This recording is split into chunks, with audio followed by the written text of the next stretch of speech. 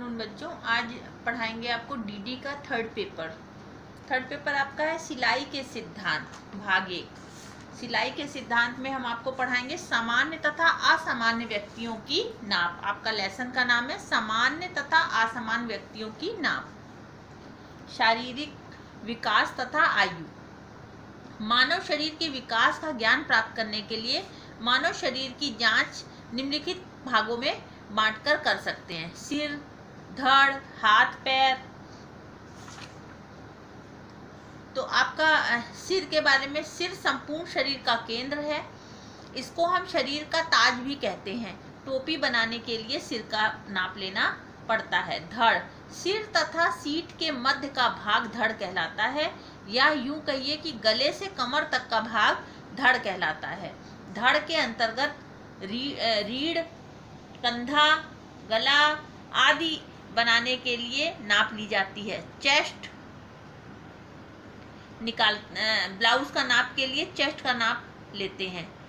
Pant के लिए कमर, टांगों में पहनने वाले परिधानों के लिए सीट आदि का नाप निकालते हैं। हाथ तथा पैर, बाह की लंबाई लेने के लिए आस्तीन की लंबाई लेना और पैंट की आदि के लिए पैंट की लंबाई का नाप लेना आदि जरूरी होता है। कपड़े तथा शरीर में संबंध।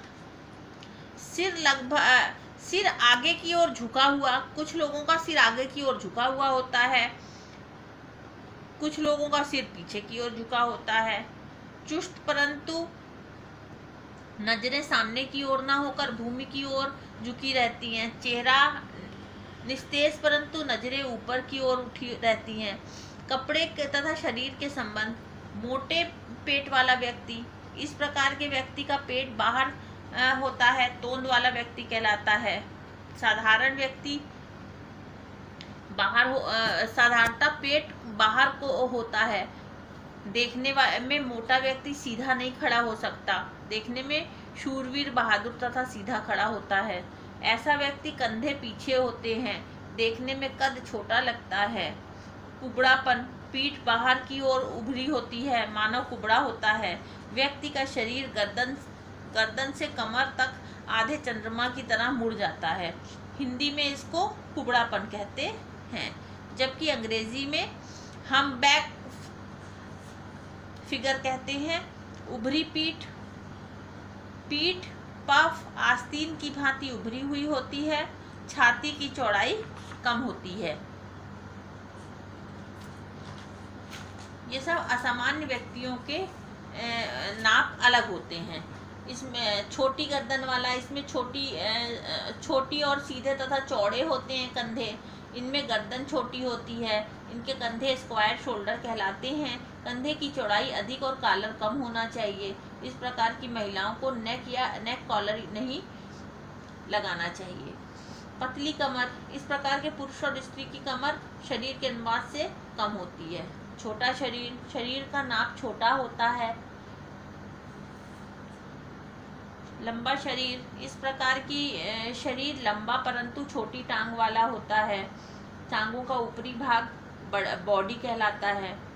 इसी तरह ये असामान्य व्यक्तियों के नाप विभिन्न प्रकार के होते हैं। शरीर के जोड़, बाल and socket joint, hinge joint, pivot जोड़, ये विभिन्न प्रकार के जोड़ होते हैं। विभिन्न प्रकार के शरीरों का ज्ञान। परिधान बनाने के लिए विभिन्न प्रकार के नापों की आवश्यकता होती है। उन नापों के आधार पर कपड़े की कटाई सिलाई की जा सकती है। शरीर के नाप के साथ साथ शरीर की बनावट का भी ध्यान रखा जाता है। व्यक्तिगत नापों में विभिन्नता न होने पर शारीरिक बनावट में भिन्नता पाई जाती है। टेलर को ज्ञान का अनुभव तथा अभ्यास से होता है। इसके लिए कोई नियम नहीं है। अभ्यास के होने से धीरे धीरे सही नाप आ जाता है। अतः अभ्यास तथा अनुभव से ही शारीरिक बनावट का सही ज्ञान संभव है। सुडौल शरीर, इस तरह का जो शरीर होता है, इस प्रकार की आकृति नॉर्मल फिगर होता है। इस फिगर की सारणी इस प्रकार प्रदर्शित की जा रही है।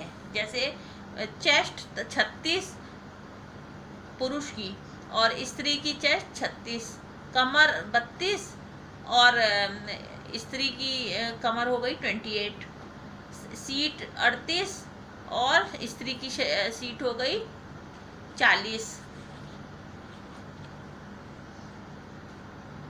बेडौल शरीर, सुडौल शरीर से उल्टा बेडौल शरीर होता है। बेडौल शरीर कई प्रकार का होता है। तना हुआ शरीर, मोटे पेट वाला शरीर, कार्पुलेंट बॉडी, सेमी कार्पुलेंट,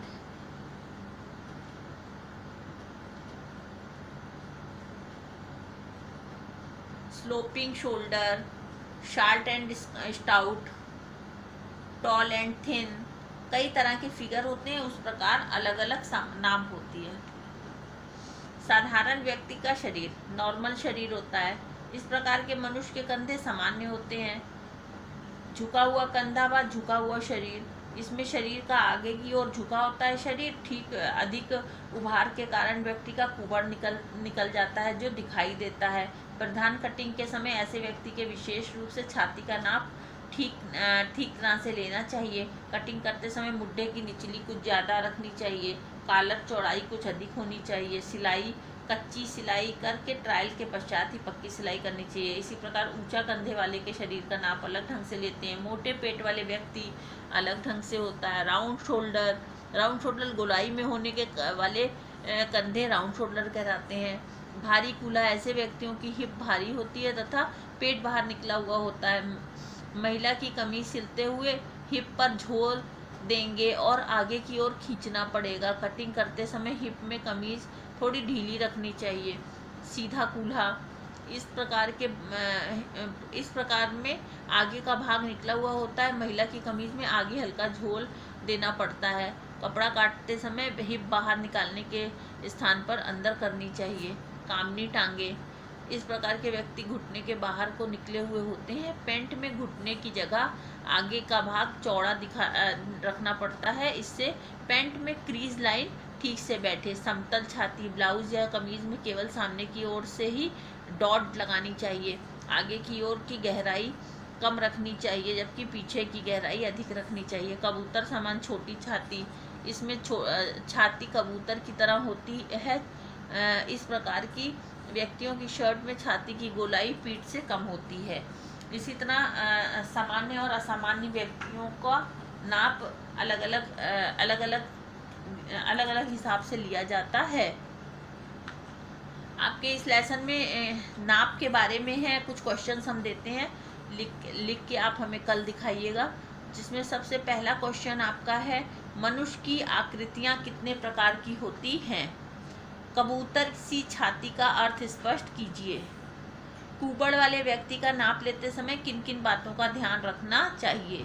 कार्पुलेंट तथा पतले शरीर में के अंदर लिखिए,